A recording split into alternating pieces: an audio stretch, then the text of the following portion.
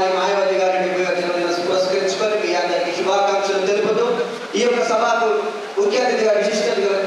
అతిథిగా విచ్చేసినటువంటి sector chief coordinator గౌరవనీయులు అటార్ సింగ్ రావు గారికి మరియు విశిష్ట అతిథిగా విచ్చేసినటువంటి గౌరవనీయులు రాష్ట్ర రథసారథి ఇబ్రాహిం శేఖర్ గారికి మరియు మీ అందరికీ జై